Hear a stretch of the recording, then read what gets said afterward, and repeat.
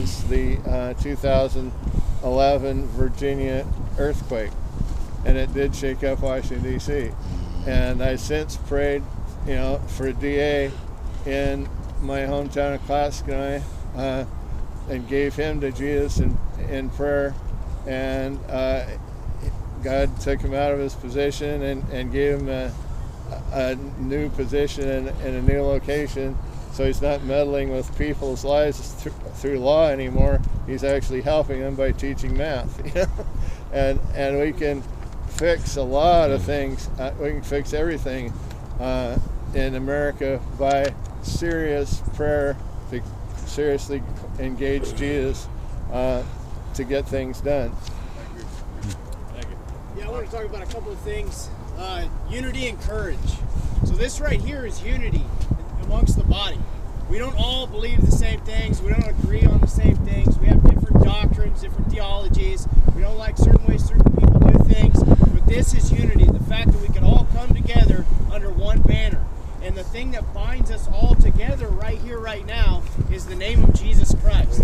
We all know what Jesus did for each and every one of us. And we all have a story, we have a testimony of what Jesus Christ did for us. The power that came upon us and changed our lives. And the next thing, courage. I thank all of you for having the courage today to come out here. Because it's easy to go to church, it's easy to read your Bible in your home, but it's a whole nother thing to go out into the world and tell people about Jesus in public. It takes courage to tell your friends at school about Jesus. It takes courage to even tell your family members at a dinner about Jesus, because there is that rejection that you're going to face, that persecution. But it does take courage, and I thank all of you for that. But the world is wanting you to shut up and sit down. Don't spread the message, because that message is in opposition to what the world is pushing. The world is pushing the agenda of Satan. He's the one, the ruler of this world, trying to push this agenda, and we do have to stand up and fight back against that. So don't let the world shut you up. You have a story to tell. You have a testimony to give, and give that testimony. We want people to know what Jesus did for us. They can see that. The Bible says that we overcome by the blood of the Lamb and the word of our testimony. So thank you for that courage. The world has the courage to go out into the streets and march to kill babies. They have marches all the time in Portland for anything and everything. And it's always an agenda that they're trying to push, and on the youth especially, in the schools. They want the kids out of the school out there marching in riots and doing all that. Okay, they have the courage to step up and do all of that. Even though they're cowards, they're still getting up there and doing that. They have the courage to have parades with their rainbow flags and other perversions. They're pushing that. But today, we have the courage to stand up for the Lord of Lords, the King of Kings, the name above all other names, Jesus Christ. So thank you all, and God bless you. All right, let's stop over here. We're going to say a prayer out here, and then...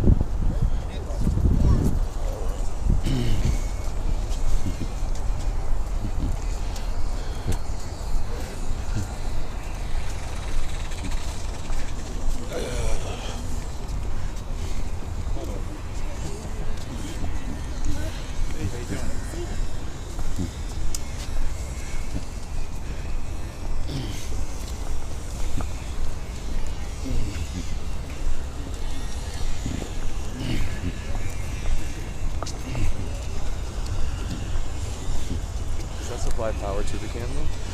What, this? Yeah. What is no, this is a light. Oh, awesome. It's designed so if a cop gets up and personal, I can flip it on and blind him for a second. It's an effective tool. Yeah. It's a lot of getting nothing personal these days. Mm-hmm.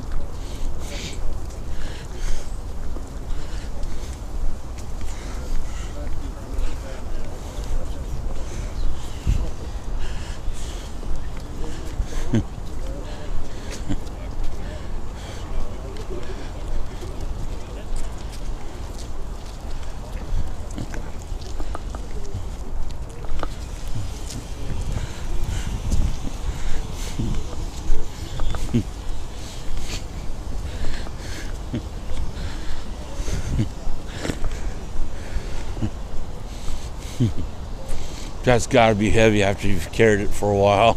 That thing, yeah. Totally.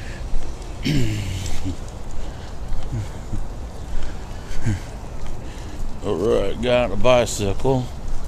He's been following us. Huh.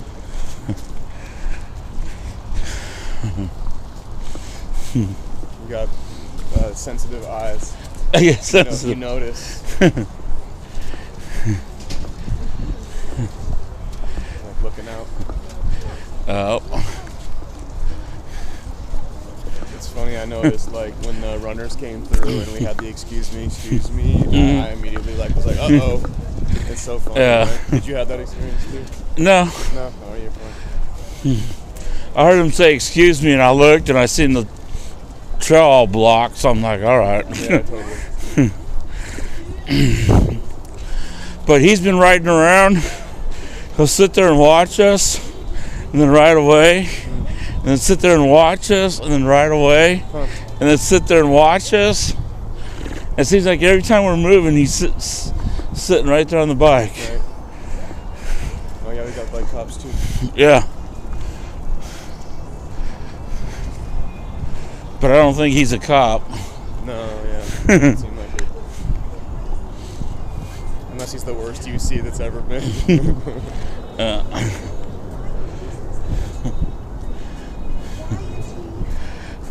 isn't he in jail? He really did it. And I'm going, oh my God.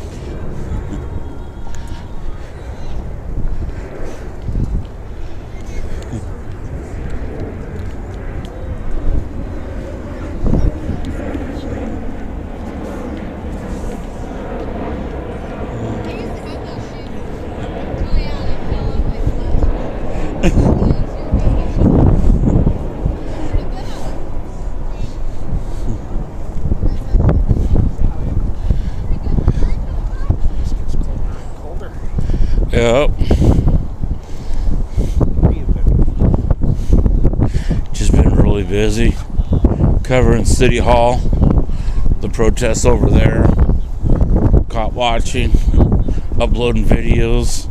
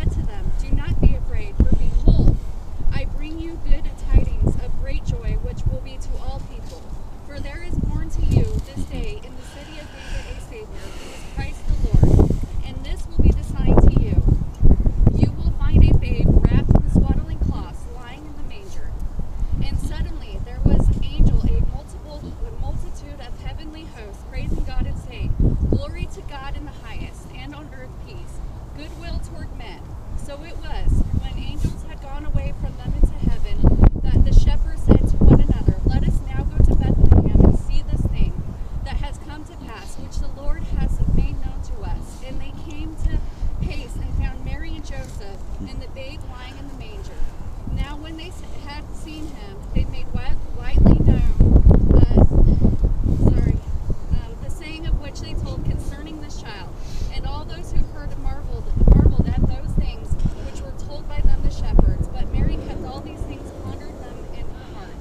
And the shepherds returned, glorifying and praising God for all the things that they have heard and seen as it was told to them. So I feel the story is very powerful in the fact that Mary, of course, I can't imagine being a man, for one, and a fiance out of wedlock saying, I'm pregnant and having a baby. And him being like, wait a second, we're not married, we haven't done anything. Whose child is this? Like, whose baby are you having? But Gabriel, the angel, came down to him and said, you're going to have a child and his name is going to be Jesus. And so they had to go to another city, which, imagine, Mary, pregnant, about ready to have a baby, riding on a donkey for 3 days. Oh my goodness, that's like being in Shrek. Shrek saying, donkey, donkey. Donkey's like fast here in Shrek, but you know, donkeys are really slow. They're not like what you see in Shrek. They're small, I'm pregnant now, and I'm like, I can't even think about it. But getting there and not finding a place, so they go into this inn where they can't be seen. So they were shut out by everybody there, and they go into a manger where they have the baby around all of these animals. Can't imagine all of the feces that's around, all of the stench that's there, and then giving birth to this child. So when I go back and I look at this, God never says that our life is going to be easy.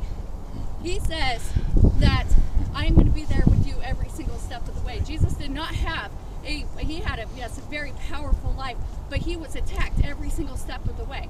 The king sent and wanted to kill him through 3 wise men, said, hey, come back and tell me where he's at, because God sent those 3 wise men, which had the Bethlehem star, saying, I'm going to point right down there on them. But they praised him instead, because he was the King of Kings and Lord of Lords. He is the Alpha, the Omega, the beginning and the end. He is the King of all things. But he was still born in a manger, because real kings aren't born of royalty. But he was royal. So with God and being powerful, and what Jesus is and how powerful he is and how he gave back that day of that birth, and how the Bethlehem star, the light that just shined right down on him, was so powerful that even, I think it was back in 2012, I don't remember, Bethlehem star just came out again. It was just one of the brightest stars ever. To be that light, to have that at your birth, to have that light definitely go into it. So I want to say a prayer, just to feel God, because here he is, and here we are coming up on his birthday, and I just want to praise him with everything, because he is so good, he is so powerful, he is everything. So Lord, Father God, thank you for bringing us here today, this gathering today, God. For your birth, you were able to break every chain, God, to break the chain of fear, to break the chain of whatever ties that we have in our life, to move forward with you, God, to break the chain of our enemies, God, that the enemy cannot come down on us, because your birth, that you beat him, God, that we fight battles every single day, oh God, but it was because of your life and your death on the cross, God, that we are able to move forward, we have you to make this difference in our life, to love us, to show love, to give this commandment of love, God, to be the light for your kingdom, the glory of the kingdom, because you are the Alpha, the Omega, the beginning and the end, God, that you are going to make a difference in our lives, and that we are here to serve you, God, that you are the all-powerful God, and that we just want to love you, praise you, and thank you. In Jesus' name, amen. Amen. Thank you. That's awesome. All right, I'm going to finish with this. This is the most important thing that I can leave with you guys here today. The most important thing. This is about the rich young man, okay? As he was setting up on his journey, a man ran up and knelt before him and asked him, good teacher, what must I do to inherit eternal life? So he believed in Jesus. He believed in him, okay? And Jesus said to him, why do you call me good? No one is good except God alone.